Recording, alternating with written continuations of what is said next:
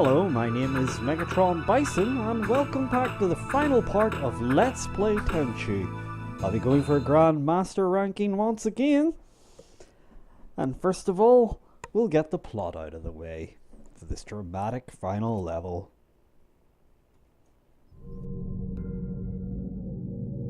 While you were chasing Onikage in the castle, Mei-oh, the king of hell, kidnapped Princess Kiku, Lord Goda's only daughter. Lord Goda and his advisors are too shocked by the kidnapping for any thought or action. With Princess Kiku as a hostage, Mei-oh's evil power is unlimited. You are Lord Goda's only hope. You must rescue the princess and destroy Mei-oh. And once again, no pressure there or anything. Why the lords are sitting around doing nothing, I don't know. I mean, don't they have samurai? Loads of samurai? But no, let's send one ninja. It's like when you get an interstellar assault from space. Let's send one spaceship to take on everything rather than an armada. Well, I suppose if you're good at games, you get the job done. But anyway, I'll finally show off the ninja armor here. I'll bring my decoys and sleeping magic once again. And yeah, probably load up on some grenades. Because we are going to be fighting at least Lord Mei-oh. But as you might have guessed from his little disappearing act last time, we'll also be fighting Onikage once again. Much like Marilyn Manson, he just doesn't know when to quit. And should have gave it up when he was doing well in his initial appearances. I don't like this last level at all. It is suitably dramatically big and long and difficult, but I don't know, there's just something about it that really bothers me. First of all, it's how damn long it is. Secondly, there's also the fact that the music's not really that appropriate in my opinion. Well, thankfully these two guards have their backs to us and I'm able to chop them down to size. Going along here, you can see a guard over there, but he hasn't spotted me. So instead, I'm going to try and see a way around him, and uh-oh, turns out that Lord Mei-oh likes to keep pet guard dogs too. Unlike all the other dogs in the game, they still make frog sounds when you kill them, for reasons no one on earth could ever explain. Somebody's almost spotted me there. They've at least noticed their dead friend. And yes, it turns out there's another dog. And where the hell is that dog? Well, I've backed off enough so I'm not being spotted. And he almost seen me again there. But there's the dog. You've got a sentry dog, which I believe this is the only stage to actually use sentry dogs that don't actually roam.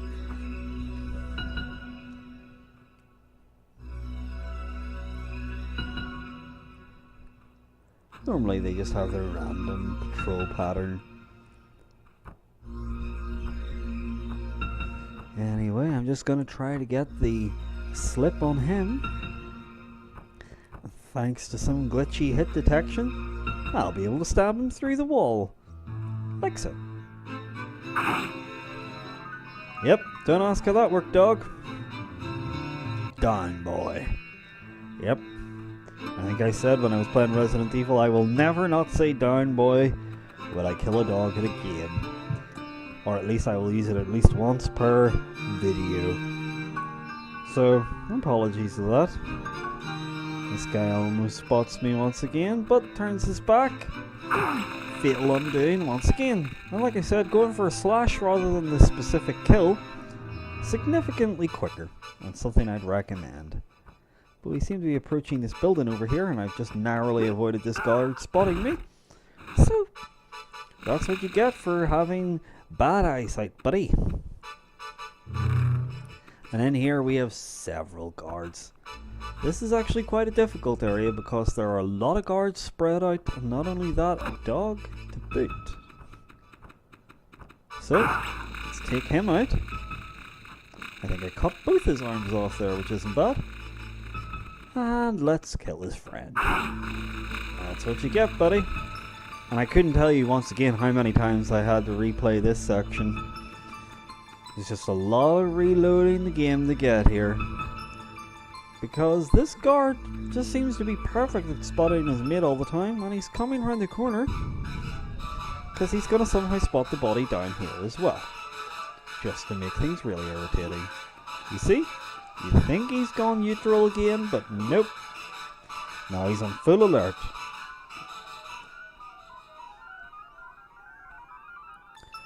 And again, the music, I just don't get why they chose this here theme for this level. I don't mind that slightly Halloweenish bit, but then there's the random computer blips. Not great. Anyway, this guy's completely refusing to turn his back the way I want him to, so I'm gonna make him pay for it. Also, you might notice there that I've got the ninja armor on. It's pretty cool. And once you start the level, actually, you've got a free slot then. So I'll be able to pick up some of these healing pots. He's almost turned his back here, but I completely run out of patience when he starts to turn this way once again. And it's like, you know what? Screw this. I'll have to go the other way.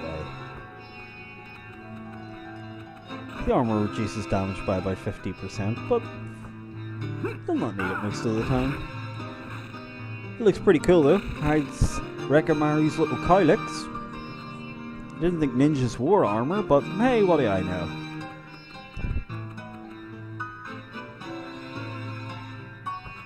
Wow, that piano's going a bit crazy. It sounds like Mike Garson playing it.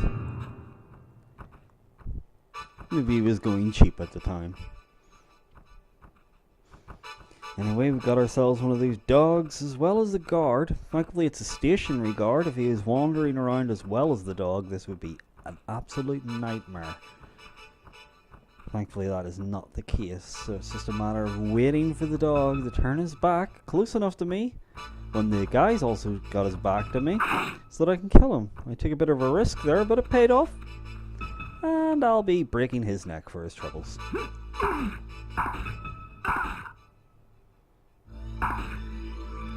Hate to break it to you, but Lord Mei-oh's not a nice guy, huh?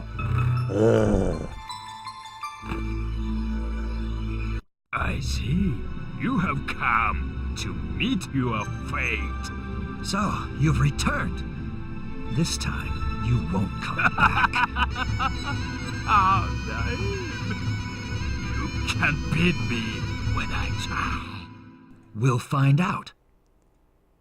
Is he saying that he didn't try beforehand? Anyway, this is the last battle with Onikage, for reals this time. Thankfully we've got a bit of a better, wider room than the last battle with him.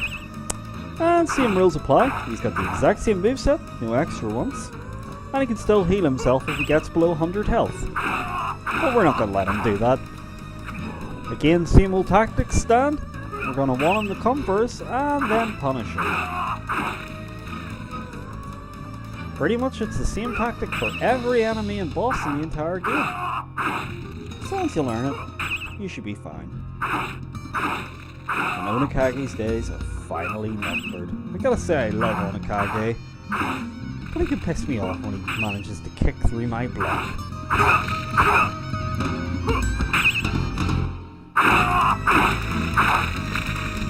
Stop! You have won. Your Princess Kiku is held below, guarded by Lord Mei-oh himself. I will see you in hell. Onikage, I destroyed you. And your master Mei-oh is next. Damn right, another Van Damme flip. Somehow we chop a massive block in half, it explodes to bits, and we leap down there, showing off the moonsault jump that I don't tend to use that much because it's kind of like Lara Croft's little fancy flip in Tomb Raider when you were climbing up on something that's completely useless, really. But I'll try to show it off one more time before the video ends. And we've got ourselves a guard down here. We've actually entered the underworld proper. It wasn't a snowy hell this time. No, we're actually going into a proper lava-filled area. And this is where the level starts to get really tough, because welcome back, the dancing babies, still air guitaring away. And this is going to be a pretty tricky one to get, because their movement patterns can be kind of weird. And we definitely want to take him out before we explore the level any further. You see, he does stop the pause to try and check out a look, but he's dancing in the wrong direction, and it's time for him to die.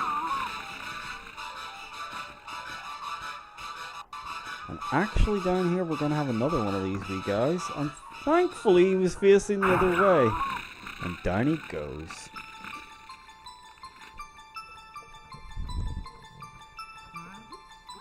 And his buddy has almost spotted me there. Very lucky not to get caught. Again, I'm not actually sure what they're supposed to be. They look even weirder than the regular cultists. Maybe they are just supposed to be little demonic baby things. Around the same time I played this game, I played the original Silent Hill. And it just seemed like everything had demon babies in it back then. I suppose they were a little bigger than regular babies. But that's why they're demon babies. And I managed to cut its eyes out instead of its throat, apparently. Yeah, I'm getting paranoid about who's hanging around here. And there's that lava we have to avoid. Again, you definitely don't want to land in that. Now, I could try to take on this guard over there, but I'm not actually going to bother. If I can just sneak past him on his patrol route, I'll do that. Come on, buddy, turn your back. Yep, safe enough. And almost spotted by his cohort down here. So I could just sneak up on him if I timed it well enough. If it wasn't for the fact that over here, around the corner, it's another bloody dancing baby. This is definitely the last level, as you might be able to tell. I'm going to use my disguise. I'm just one of you regular samurai guys. I'll not bother you. Yep, I'll pretend to be one of the demonic samurais to get past all the enemies here. Pretty decent tactic to use. Means a lot less restarting the level. And there's another demon baby guy over there. So I have to think of a correct approach for him, because again I had to restart the level about 2 or 3 times here, because I kept getting spotted either by the baby or just around the corner from the baby. There lurks a really irritating guard that if you kill the baby, it'll always spot him, and then it'll run into the lava and somehow count as having spotted you. You don't want that to happen. So instead, I sent him to sleep, and look at him pull off a lovely page 3 nude pose. Lying awful luxuriously. And let's hope he stays asleep for a long time. And hey, at least that there finally worked this time. The guard almost spots me. As long as the baby demon's asleep, I can hide back around the corner. And this is what you get, you pain in the arse. Again we go all Star Wars and lop his hand right off. It's something I didn't get to show off in this Let's Play, which is a great shame in my opinion, is that sometimes when you cut enemies' heads, or sorry, cut their throats, their heads bounce off as well. Which is nice, it's like he cut too deep that time. But I'll not be able to show it off here. And again, there was a guard beyond this one that caused one restart that I wasn't gonna risk a second time. And basically, if you kill this guy, the guard always seems to be able to spot you regardless. So I set him to sleep instead. His mate doesn't mind that he's asleep. It's just gonna be a matter of waiting for this guy to turn his back and taking him out.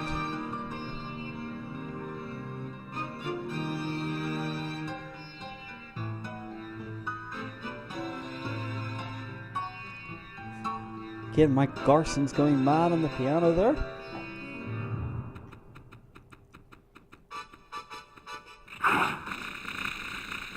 And off with the bowman's hand. And we're getting near the end of the level now.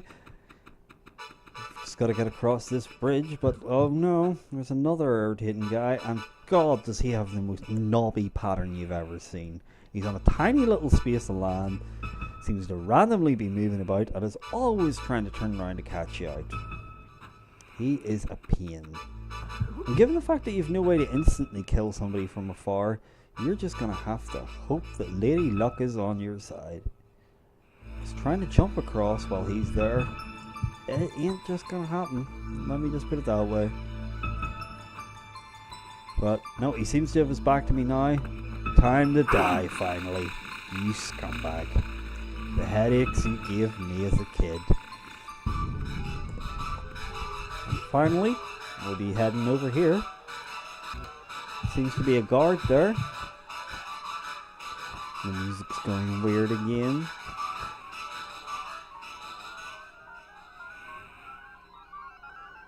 Anyway, I wasn't joking when I said this was a long level, hence I've had to do one video for it alone.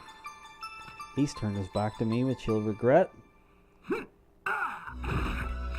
one last throat slash. There's another guard, very carefully positioned here, so we're going to want to sneak up on him and get the drop on him without him spotting us. That is not the perfect angle to take him on from. Just gonna wait until he turns his back. Well, he seems to be turning his back over on this side, so I'll go for that approach instead. A nice dropping chop. Cut off his arm. Bye bye, loser. I was worried about an enemy being around the corner despite the fact my key meter wasn't going off, but instead, there was a health potion. That'll be handy for the final boss, surely. Lord Mei-oh. And there's one last flaming pit to avoid. This level, at this stage, reminds me of the last part of Tomb Raider.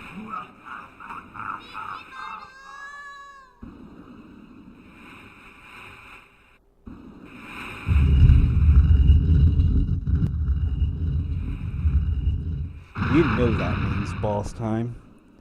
So with one last moonsault flip, we're going to be taking on Lord Mei-oh himself, the final challenge of the game.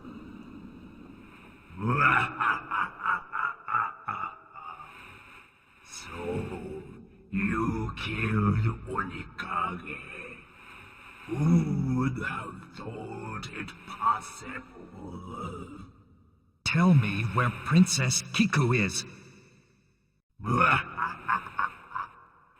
Do not concern yourself with the girl. Think about saving your skin. I'll think about saving my skin. I'll think about killing you instead, you insufferable twat. So, spooky green portal behind him. And turns out he really hates bombs, and I should have just brought about 10 bombs with him so I could have cheaply killed him from afar. Because otherwise he teleports all about the place and shoots lightning from his oddly pronged sword. I believe that's a kind of ceremonial Japanese sword, although I could be wrong on that. I have seen it depicted in other games before. I imagine it must be some sort of style of sword, although it looks rather impractical to wield. Anyway, Mei-oh can be a pain in the ass, but if you keep your distance so that he can't hit you with his lightning bolts, you should be okay. Otherwise, that happens. You just basically want to wait for him to shoot his lightning bolts and then jump forward and attack him. So I'm going to try and keep my distance here. I'm taking him out finally. I guess he's the hardest boss in the game. Unlike Onikage's unpredictability and the weird way of kicking through the shield, this guy can just be playing cheap.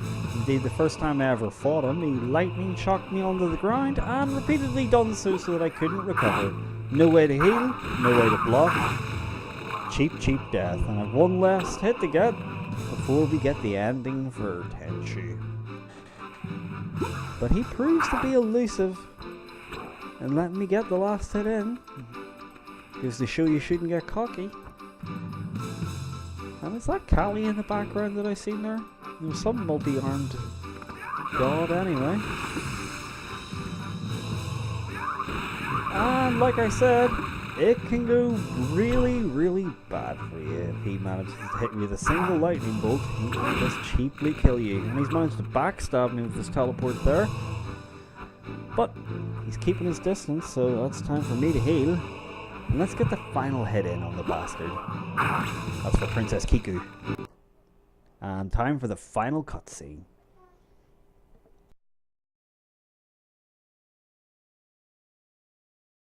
No! This cannot be. A mere human.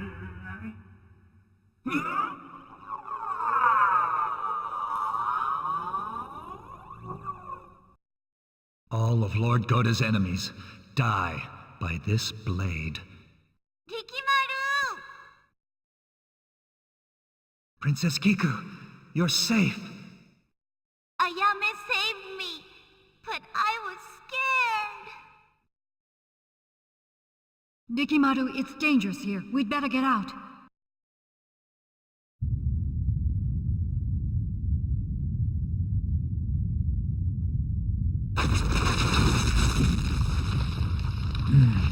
This looks bad. Ayame, come on.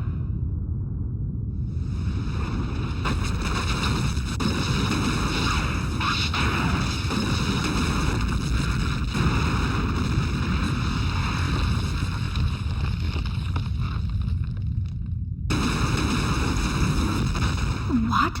We're trapped.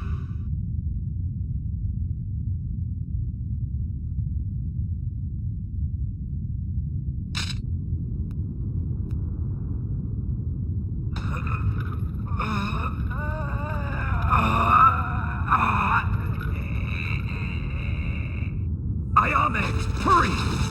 Take my sword and go! Kiku, come on.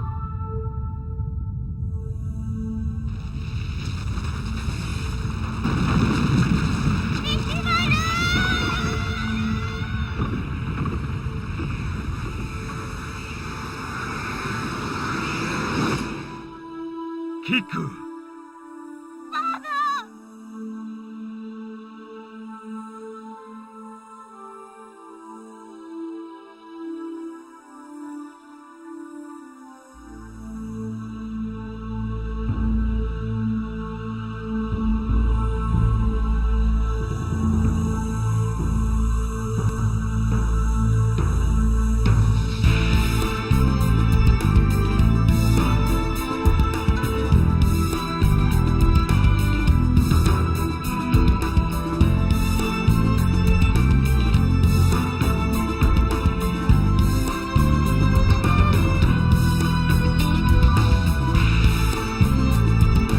That's it?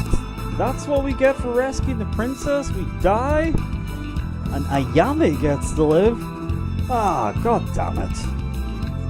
Anyway, that's the end of Tenchu, and all being well, I've got the Grand Master ranking in this mission, and that means that I got the Grand Master as planned in every mission. It's a shame that Rekkimaru appears to have died, but spoiler alert, in the sequels that came out after this here, it turned out that he had survived, and I don't know if they ever bothered explaining that. Tenchu 2 was a really poor game in my opinion, and I really can't recommend playing through that. It was on the original PS1. And then there was a slew of other Tenchu sequels, including Tenchu Wrath of Heaven on the PS2. And then another one that I can't even remember the name of, where it was all female ninjas, and it had a dreadful reputation. Wrath of Heaven was okay, but again relied too much on references to the original game, including bringing back a descendant of Echigoya from the first level, Onikage, and of course Rekkimaru and Ayame. I really can't recommend that one, although I think it's probably better than Tenchu 2. Despite the flaws of this original game, it is my favourite of the series. The glitches can be really aggravating, to say the least, and I know the voice acting quality isn't fantastic, but I think it's got a lot of charm. And Really recommend you play through it if you like what you're seeing, but just be aware that the controls are very stiff. And not only that there, but like I said, there will be times where you will curse the game's name to heaven because of the glitching. It's nothing quite like almost getting a Grandmaster rank before being spotted through the wall by a dog. And if anything, you should definitely play through the game to hear the soundtrack, which is fantastic. Plot's nothing to write home about, but I gotta say I do love Rekkimaru. He's one badass ninja, tells cultists to burn in hell. What's not to like? And his voice actor is fairly reasonable. I quite like that corny quality he went for.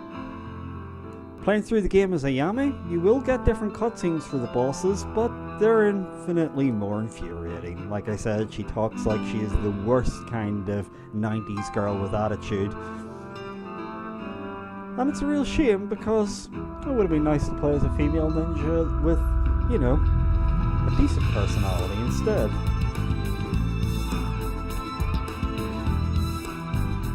There was also sequels to Tenchu on the 360, one on the DS, and I believe there was a PlayStation Store exclusive one as well, and a Wii game that was more like a puzzle game rather than an out-and-out stealth action game. But I've never even tried that one, so I couldn't even tell you how it worked out. By and large, I think the series is a bit of a dead duck by this stage, which is a shame because this original game had so much potential even with its flaws.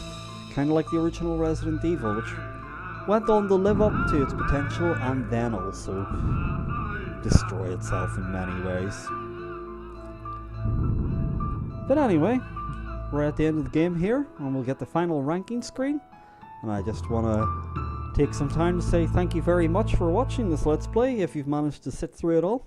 I've been Megatron Bison, and join me again another time for another Let's Play. See you again soon.